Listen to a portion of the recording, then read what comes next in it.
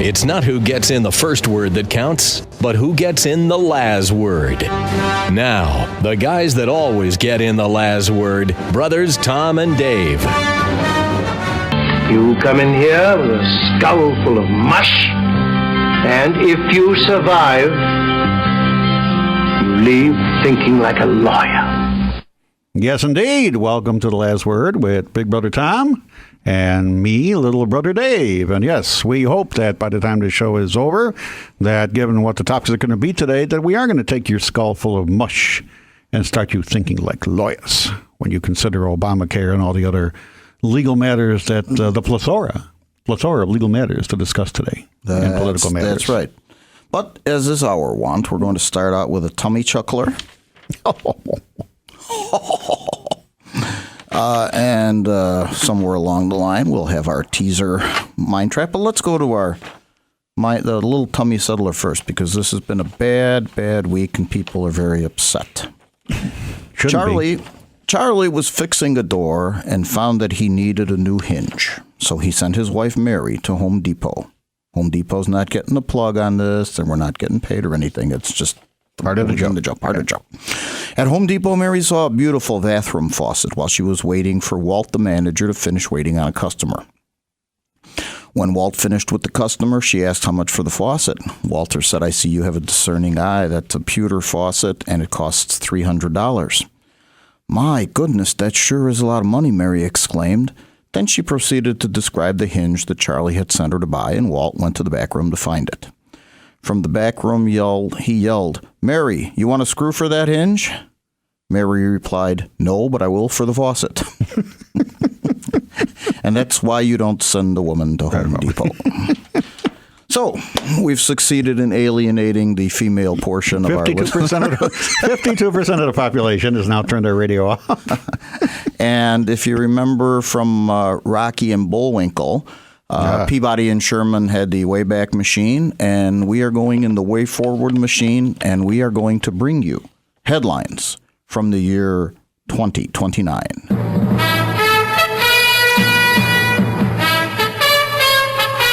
Headlines from the year 2029. Ozone created by electric cars now killing millions in the 7th largest country in the world, Mexifornia, formerly known as California. White majorities are still trying to have English recognized as Mexifornia's third language. Baby conceived naturally. Scientists are stumped. France pleads for global help after being taken over by Jamaica. No country comes forward to help the beleaguered nation.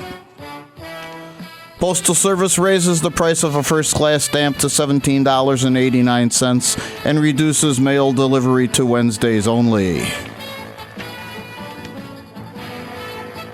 An 85-year, $78.5 billion study, diet and exercise are the key to weight loss. Average weight of Americans drops to 250 pounds.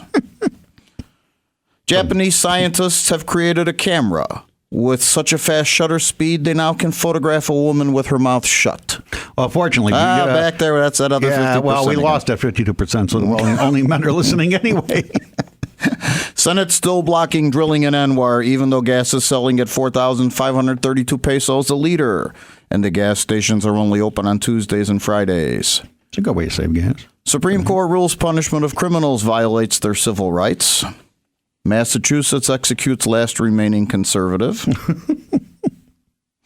IRS sets lowest tax rate at 75%. Florexico voters still having trouble with voting.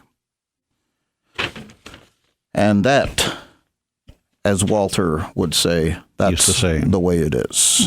So, or will be. Will be. Yeah, that would be slightly different. Back to the present and what's going on in our past week. Well, of course, the number one thing that's going on is the inherent change that the Obama administration is trying to do to this country to change it like it has never been changed before in terms of what it's trying to do and twist and turn and tear up the Constitution, or at least puzzle it together in a way that has never been done before. Well, and one of the things, as you brought out, we started the show with Professor Kingsfield Yes. of Paper Chase fame. For those of you who did know it, for those of you who didn't, too bad. But now you do. There's a concept, and it was mentioned by a Florida judge who ruled the Obamacare unconstitutional. And it had to do with the lack of what is called a severability clause. And that's when you get to Almost every piece of legislation has it. It's a savings clause. It's a severability clause. And what it basically says is, in the event that any portion of this law is declared unconstitutional, the rest of it gets to stay in effect. It does not mean, as has been previously thought about, and I have to tell you, even before I did a little more research on it, I thought about it. You don't have a severability clause. If any part of it's unconstitutional and bounce, the rest of it automatically goes. That's not what the severability clause intentions are. Well, but the ultimate result when you like a severability clause is that the whole law has to get thrown out. But the question of intent, the question of it is that interesting here. It's that initially you have a legislative body saying, if any part of this is unconstitutional and we had it to do over again, but without that part in it, we would still vote on this piece of legislation without the offending portion and still pass it. That's what you want. Now, you may think Nancy Pelosi's stupid. You may not necessarily be in a minority if you're in that position. Was that opinion or fact? Truth is always an absolute defense in the law. But you don't get to be the Speaker of the House. You don't get to be the head of the Senate. You don't get to be the president or Eric Holder by being stupid. You just rise your level of incompetence? I guess. But there is no severability clause in Obamacare. And how do we know? Has anybody? Has anybody read those 2,700 pages? I suppose you could argue that Nancy Pelosi didn't know that when she voted for the bill because she didn't read it because we had too many pages. You had to pass it in order to take time to read it, which is just the stupidest piece of comment ever. I don't know what's in this bill. I'm just going to vote for it and make it a law, and then I'll find out what I voted on later on. Please, Nancy, you're insulting the American people. But let's assume that the drafters put the severability clause in like they would in everything, and somebody said, no, take it out. I think that's the more reasonable thing to believe happened, that they specifically took it out. And that is because, dear brother? Because now you're in a position of the Supreme Court saying, we are going to take out the mandatory funding. We'll find that you can't create commerce and then decide to regulate it. So we're going to find the mandatory funding portion of the bill unconstitutional.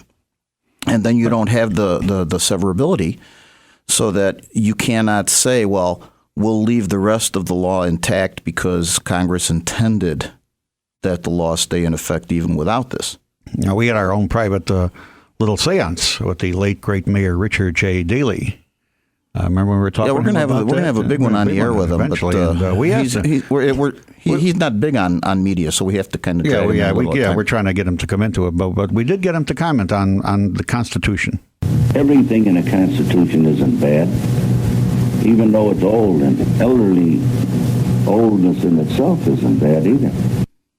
That's right. So everything in the Constitution isn't bad, but they're sure trying to make it out to be like there's some things in the Constitution that are bad, like not being able to force people to do whatever they want through the Commerce Clause. Mm-hmm. And that was those things were brought up last week by Justice Alito, Justice Roberts, when they're talking about where do you end with the Commerce Clause? I suppose breathing air. Whether you breathe air and exhale CO2 is one thing. Whether you smoke a cigar or a cigarette and you exhale smoke from your lungs That affects the air that everybody else breathes because everybody knows about secondhand smoke. It's kind of like the political. Remember the scientific concept of the butterfly effect? Butterfly flaps its wing in Southeast Asia, and that somehow disturbs the air currents and creates a hurricane in the Atlantic. Everything, like everything any person does, their mere political existence, butterfly effect. Their mere existence will touch and concern interstate commerce. And guess what? Your lack of then you're becoming your lack of existence, or you're turning into a non-existent entity. Will affect interstate commerce too, because remember they talked about, one of the justices made a comment about what about dying? What about dying and having to have mandatory funeral insurance, burial insurance? Yeah. Mm-hmm. Let's see, what type of mandatory insurance? What type of mandatory insurances can we all come up with? No. It's the one for cremation. Oh yes, the one at the. Where you go to John Smith's. You go to John Smith's crematorium, and why use John Smith's crematorium? Because you've earned it. We'll be back after these words with the last word and Intelligent Talk here on WIND 560 AM. After this break.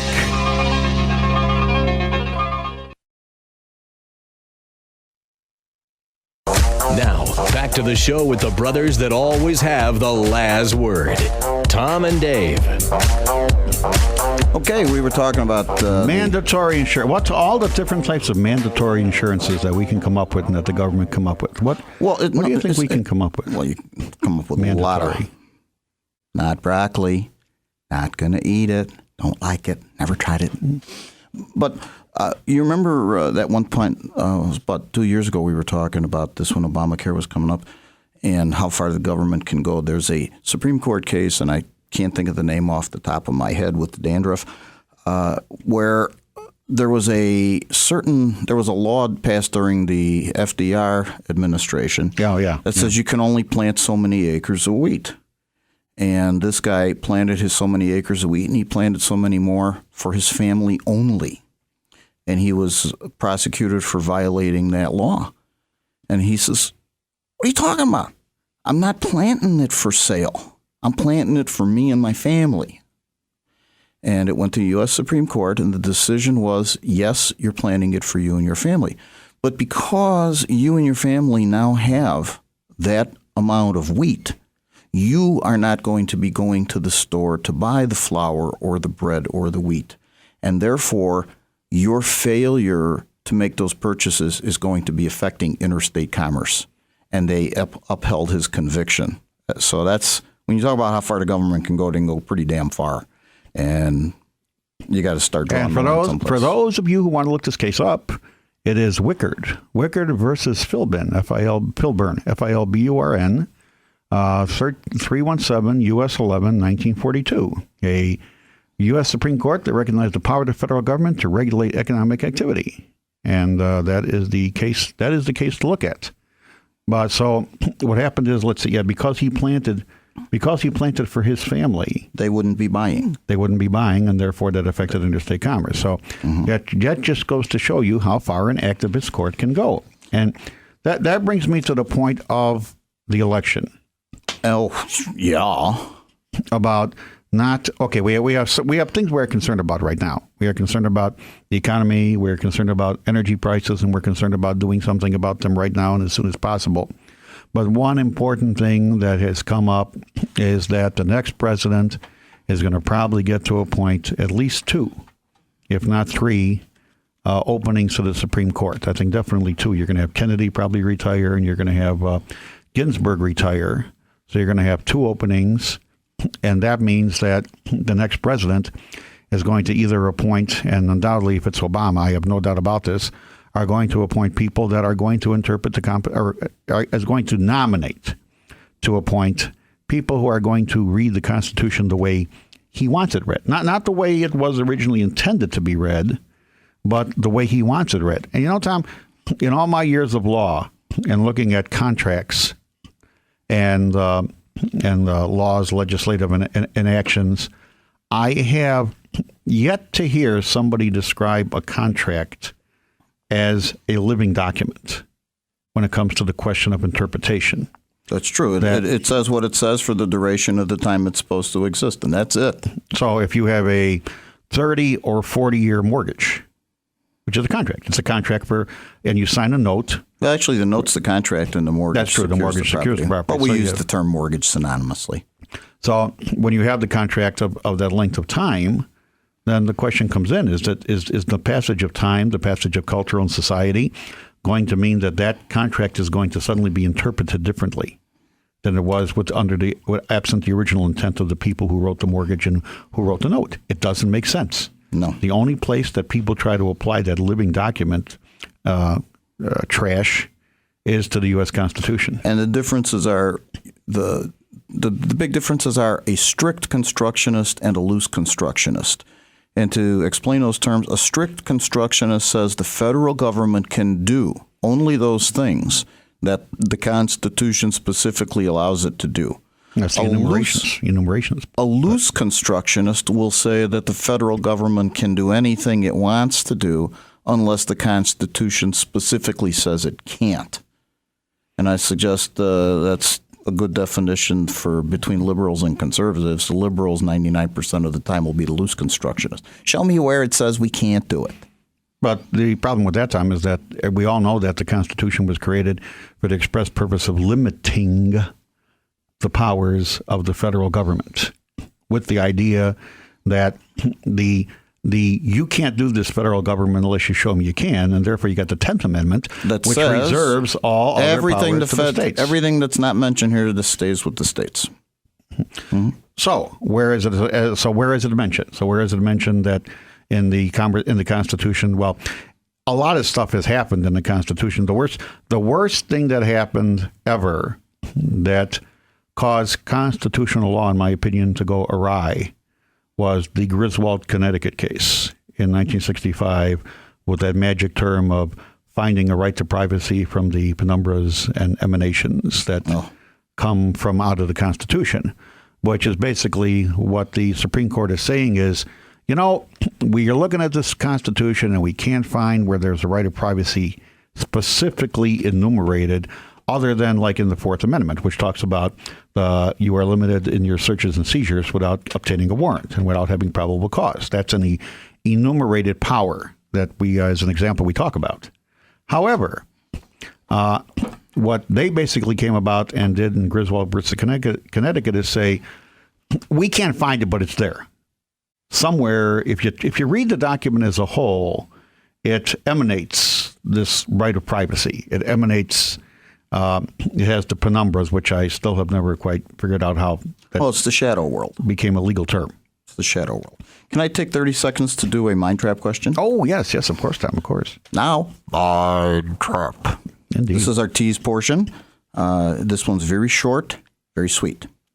What 5-letter word does every Harvard graduate pronounce wrong? Stay with us, and we'll give you the answer sometime during the rest of the show. Moving on. Are we going to stay on the Supreme Court and healthcare? Well, I think that we can move on for a little while. Maybe we'll come back to it. Maybe we won't. Should we talk about justice for Trayvon? Now, let's see. Because to me, that's a euphemism for renting out the Jaguars Stadium, bringing out the guillotine, grabbing Zimmerman, throwing him down, and cutting his head off like 5 days ago. Well, I want to go further. I want to go into the idea of whether or not, and I believe that what the Black Panthers did in raising a bounty, the last I heard being $30,000, I assert that's the new Black Panther Party. Oh. Not the Black Panther Party that Congressman Bobby Rush belonged to. No, he's an old Black Panther. Is that in itself constitutes criminal activity? Well, yeah. Putting out a bounty for the arrest, for the capture of somebody who's not charged with committing a crime or any of that nature is just totally beyond the pale. And for those of you who say, no, it's not, let me ask you this. What would your reaction be if it was the Klan that was offering a bounty for a black man who hadn't been charged or arrested for anything? if you're going to tell me that's racism and it's terrible and everything, then please let's all start using the same standard and not the double standard, one for us that it suits us and the other for you when it suits us. Well, that's been going on for years now already. Once we lost Walter, and once we lost Huntley Brinkley, and got some of these others in, that's the time we've lost impartiality. Yeah, and believe me, I don't want anybody to have their get a call from the police and say, "I'm sorry, your kid is dead." I don't want that for anybody. And for Trayvon's mom, my sympathies go out to her. But let's play this thing out. Let's see what happened. First of all, it happened over a month ago. And nobody seemed to be all upset a month ago. That's it, yeah. And not to diminish the value of Trayvon's life, but since that time, weren't there about 50 murders in the city of Chicago? 30 to 50 murders. There was that one weekend spree. Where was Reverend Al in Chicago walking around on 63rd and Cottage Grove saying we've got to stop this senseless killing? Where's Jesse saying we got to stop this senseless killing? So and that's I think basically is if you look at a map, I know that I think the somewhere on the internet, I can't remember where, I noticed they showed a map of Chicago and they showed a map where the killings occurred, and most of it was on the south side, the majority. So I suspect that the majority was black on black crime. Well, where's the outcry? A life is a life. You're not being racist here, folks. We're just telling you that's the fact. Yeah, and nothing can change. Nothing can change that fact. We're going to be back after the news and the weather and traffic here at this beautiful Monday night. And I need you to have a pencil and paper. They're lawyers, so you know they'll always have the last word. Here's Tom and Dave. Okay, I wanted you to have a piece of paper and pencil with you before the news, and I need you to write the following things down. Number 1, Hillary Clinton. Number 2, Brad Pitt. Number 3, Bill O'Reilly. Number 4, Rachel Maddow. Number 5, Rosa Parks. Number 6, Oprah Winfrey. Number 7, the Pope. Number 8, Hulk Hogan. Number 9, Tom Laz. And number 10, Barack Obama. Now, what we're going to do is you, by your own calculations, are going to determine who is your most likely role model. Now, pick your favorite number between 1 and 9. You got that? 1 and 9. Okay. Then take that number and multiply it by 3. Add 3 to that number, multiply it by 3 again. You will get a 2-digit number or a 3-digit number as your answer. Add all the digits in your answer together and scroll down and see who is your role model. And I wonder who that's going to be. Are you going to tell them? I'll bet you come up with number 9. That's me. I guess I just have that effect on people, and maybe one day you can too. Especially if you put yourself in a number 9 position. All kidding aside, if you want to try this with your friends, just make sure that you put yourself in the number 9 position, and they will pick you. Yeah, I do want to go back and just finish up a little bit on the Obamacare case over here, because one thing I was thinking about, Tom, is the many times that you and I appeared before judges and have had bad cases. That's something you're going down on. So I have to say, I do feel bad for Donald Verrilli, who had to be the one to stand before the Supreme Court and argue that case. That one instance where he took about 3 sips of water before he said anything. I mean, you're saying to yourself, what am I going to say? I feel like a double amputee because I don't have a leg to stand on. Well, we even talked with Mayor Daley about that, and even he had a comment to make about what Donald Verrilli was talking about. What do you stand? What are you talking about? That's right. That's about what he was left with. Mm-hmm. Because they said there's an old saying, the old legal saying, what? When the law is against you, Argue the facts. When the facts are against you, argue the law. And when both are against you, you are up that creek without that paddle. That's right. And I think that's where he was left. I mean, lawyers are supposed to be theoretically hired guns. They can fight for the cattlemen or the sheep herders, whoever hired them first. Which brings up the verdict, as you were talking about your little soliloquy on the movie The Verdict. If you ever remember The Verdict with Paul Newman, he's an old drunken bum of a lawyer, and he gets this case against James, the Archdiocese of Boston, and James Mason is the silk stocking firm people that are representing the Archdiocese. And they had a little conference, and some snot-nosed little kid fresh out of law school wants to brown up to James Mason. They got their decisions and marching orders and what they're going to do, and this little brown nose goes, "We'll do our best, sir." And James Mason looks at him, and he says, "Young man, your client is not paying you to do your best. Your client is paying you to win."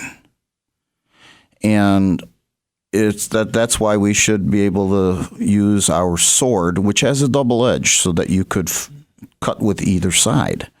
But there are just some times when somebody hands you a case that's just a dead bang loser, and you've got to and try to muscle it through. And that's what Verrilli drink a lot of water. Speaking of Verrilli, yeah, his predecessor, Elena Kagan. Oh, you mean the Solicitor General of the United States? Former Solicitor General of the United States. Who was part and parcel of working on and drafting Obamacare. Why is she sitting in judgment on her work? Why hasn't she recused herself? It started with her. And I'll suggest to you, cynic that I am, that she's there because in the event that it would be a 4-4 vote without her, she could be the fifth vote in favor of supporting Obamacare. That's why she hasn't recused herself. And I'm not sure really why it hasn't been pointed out to her, or the plaintiffs made any motion that suggested maybe she should recuse herself. But again, it's always the appearance of impropriety that counts. Yeah, well, unfortunately, when it comes to the U.S. Supreme Court, the only person that judges the standards of whether or not a person should remain in the Supreme Court is the Congress. Whether or not, let's suppose that not whether they stay, whether they recuse themselves on a particular case. Yeah, but the failure to recuse in a case, I suppose that Congress could say this was such an egregious thing and such a conflict of interest, we want to kick you out. I'm just saying they're the only ones with the power. Nothing else. Nobody else can do anything. There's no Judicial Inquiry Board. There's no other Supreme Court to deal with them or say anything about them and where they sit. So they are little demigods. Little balance and a checkmate. I guess we'll see you at the other side. Didn't get enough of your family for the holidays? Here's two brothers you can always count on for the last word. Tom and Dave. So, talking about Supreme Court Justice Kagan and the fact that the Supreme Court is virtually invulnerable to review. That they do have. You talk about us having the last word. They definitely have the last word when it comes to constitutional matters. Yeah, but the Supreme Court Justice word wouldn't fit as well trying to have a radio show. No. But I'm wondering. I'm gonna throw out a proposal over here, Tom. That considering how the activist nature that has taken place in the court system over the last 40, 50 years. Back in the 1970s, I used to love it when you had a federal judge who decided to take over school systems or busing. I got a story about that. Okay. I got a story about that. Okay, go ahead. First of all, you totally ignored the piece of paper in front of you. Anybody has any comments that they want to make to us or tell us anything, you can just email us at thelastword@yahoo.com. You like us, you don't That's like the it. place. This isn't it. You got a legal question. You're looking for a good attorney to represent you, and you want me to do it. I'll be happy to. So it's the last word at yahoo.com. Charlie Norgal. Charlie Norgal was an associate judge in DuPage County when I got my license in 75.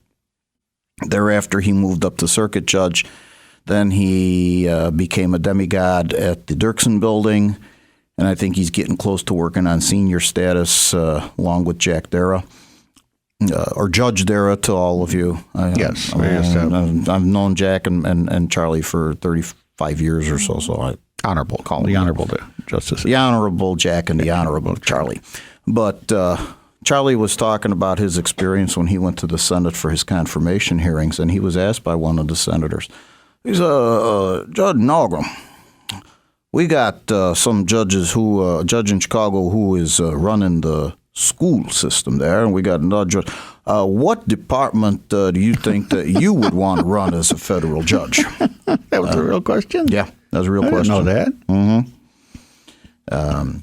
You can ask Charlie Exactly. about it sometime. That's my point. That's what it's gotten. That's what it's gotten down to. So, I'm proposing have to be a constitutional amendment that would say that whenever the Supreme Court declares something unconstitutional, because there's always a presumption that the legislature has done something constitutional. There's a presumption of constitutionality that at the next federal election, and it whether by a 2/3 vote, 60-40, something, some little bit of supermajority, because you are dealing with the Constitution, and even the regular amendment process requires 2/3 of the Congress to vote to propose it to the states, and 3/4 of the states to ratify an amendment to the Constitution.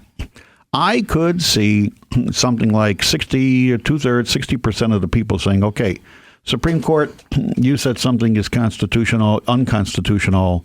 We are going to decide by a 2/3 vote to basically overturn what you did as the people we are, since the Constitution does say we the people and not we the judges, and say, okay, now what we're going to do is we're going to declare that this law is constitutional and declare your declaration of unconstitutionality is hereby void and unenforceable. And held for naught. Naught. NAUGHT, and held for naught. Any comments? What are you thinking about that, bro? I don't know if I ever broached that with you before. It's just that things have gotten so out of hand. I mean, this is not something I would have said before the 1960s, before the Warren Court. At least before the Warren Court of the 1960s really got going, where you had the Griswold, Connecticut, where once you start with penumbras and emanations, that's when I had it. That's when I figured that the courts have gone way overboard in terms of usurping legislative and political power and deciding when something strictly belongs in the political arena, when it winds up in the legal arena instead, because liberals can't get their way. Whenever you can't get your way by legislative fiat, they always knew they had a friend in going to the court and ultimately up to the Supreme Court, who would somehow or in some way declare that something that the people have done is unconstitutional. So that's why I'm proposing that.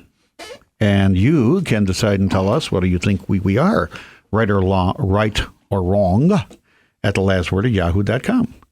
Yeah. My would you like to see that proposal? Our own personal poll, a personal poll with whatever comments you want. No, we are Polish, so we are two personal polls actually.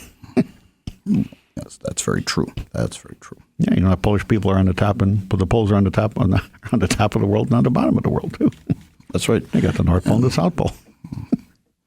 And when it comes to something, whether you decide whether you like it or not, what's the first thing you always take with you?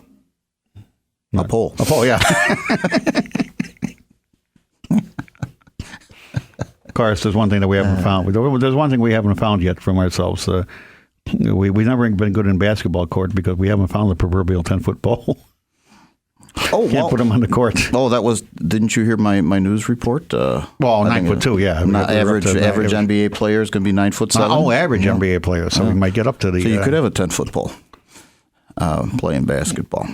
In the year 2029. 2029. The song was 25-25. In the year 25, 25. Speaking of going into the future as a more lighter note, does anybody realize that back in 1985 when they did Back to the Future #2, that they were talking about the Cubs winning the World Series in the year 2015? And I said to my dad, it's not going to take 30 years plus for them to win a World Series. That's ridiculous.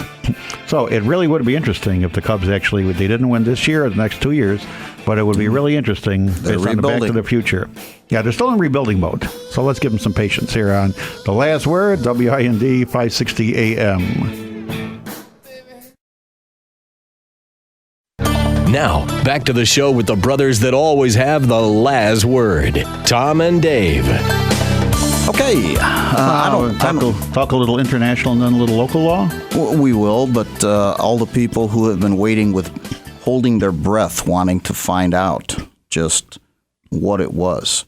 What type of breath is bated breath? Have you ever smelled bated breath? I mean, I told people that you got bad breath or you got coffee breath, but I've yet to smell bated breath. What is bated breath? Worms? I don't know. Anyway, the mind trap question for today was, what 5-letter word does every Harvard graduate pronounce wrong? And the word is wrong. WRONG. Everyone who goes to Harvard pronounces WRONG wrong.